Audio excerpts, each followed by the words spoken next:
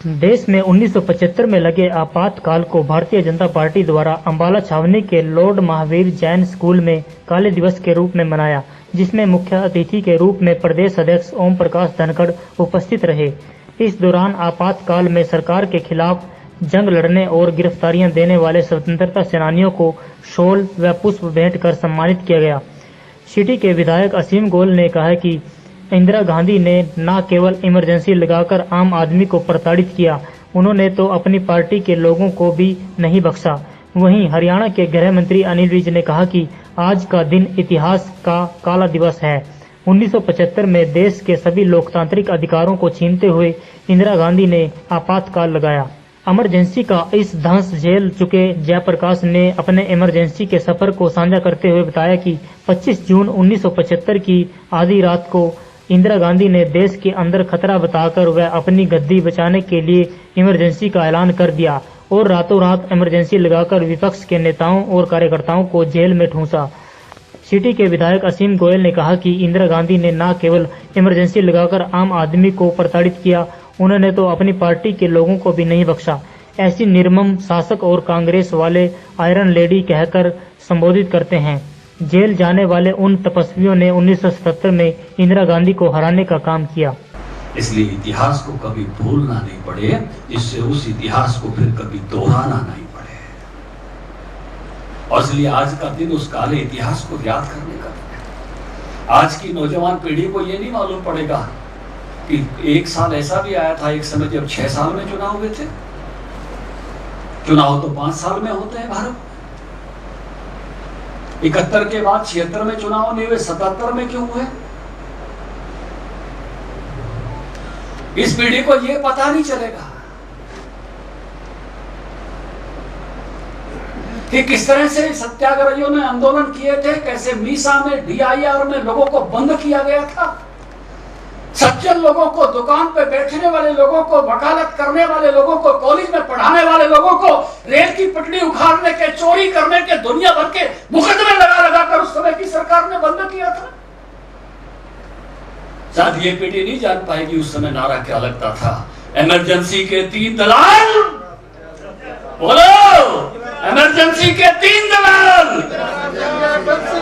जोर से आवाज गूंजे, जिससे वर्तमान पीढ़ी को पता चले। उस समय सबसे ज्यादा नारा लगता था तो कौन लगता था? इमरजेंसी के 3 दलाल।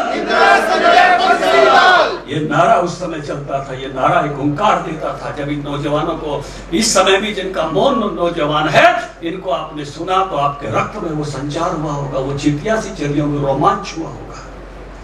संयोग से मैं उस समय जब इमरजेंसी हट गई थी, मार्च में, आपको मालूम है 77 मार्च में मैंने 10वीं की थी। लेकिन पता नहीं उस वातावरण में जो जिए थे, कितनी बार स्कूल से भागे थे जब पुलिस की गाड़ी आई थी और ये बताया गया था कि एडी में सुअल आएंगे और नसबंदी हो जाएगी। साथ ही इस पीढ़ी को, बाद की पीढ़ी को उस तरह से स्कूल में कभी इस डर से भागने का मौका नहीं मिला। शायद इस पीढ़ी को यह पता नहीं चले कि सैकड़ों लोगों की नसबंदी शादी से पहले कर दी गई थी, टारगेट पूरे करने के लिए। सैकड़ों लोगों की नसबंदी हरियाणा में टारगेट पूरा करने के लिए बुजुर्गों की कर दी गई थी। उनकी भी कर दी गई थी जिनकी पत्नियां गुजर गई थी। बेटी पिता को कहती थी, पिताजी भाग जाओ, नसबंदी वाले आ गए हैं। उस वातावरण में से जो जिए हैं उनको मालूम है। किसी को भी जाके मजाक में भी गांव के लोग डरा देते थे। बूढ़े आदमी को जाके दरवाजे खटखटाने लगते थे। बोला कौन? बोला पुलिस आई है, तेरी नसबंदी करेंगे। हटी थी जब जनता पार्टी का चुनाव आया था। एक एक आदमी जिसका जिंदगी में हल से कोई संबंध नहीं था, हलदर के निशान को अपने कंधों पर लिए घंटों खड़ा रहता था। इस प्रकार का वातावरण, वो उल्लास का वातावरण जो मैंने अपनी युवा अवस्था में कॉलेज में जाते हुए दिनों में देखा था, मैं उसको कभी भुला नहीं सकता। एक एक आदमी का बोलने का, बात करने का रवैया बदल गया था। कोई ज्यादा सी अकड़ दिखाता तो लोग कहते थे भाई जनता का राज आ गया। मैं उनको नमस्कार करना चाहता हूं कि जिन्होंने ऐसी आतताई सरकार के खिलाफ भी निर्भीक होकर लड़ाई लड़ी और इस देश के माथे से आपातकाल का कलंक मिटाने में अपना बलिदान दिया। आज वो सब यहाँ पर आए हुए हैं। मैं एक बार फिर उनको नमन करना चाहता हूँ। इस कार्यक्रम के माध्यम से देश के अंदर जो जुल्म हुआ और उस जुल्म के खिलाफ जिन लोगों ने अपनी शहादतें दी,